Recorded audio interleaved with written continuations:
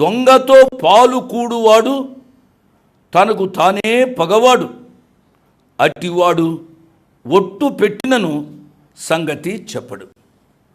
దొంగతనం మంచిది కాదు. దొంగ దొరికే వరకు దొరగానే ఉంటాడు.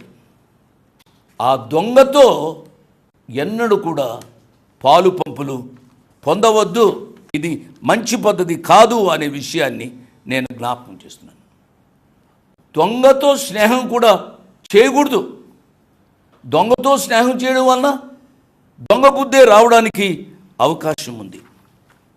దొంగతనం చేసి దొరికి జైలులో ఉండి కుటుంబానికి ఎంతో నష్టాన్ని కలిగిస్తున్న బిడ్డలను ఈ దినాల్లో చూస్తూ ఉన్నాం.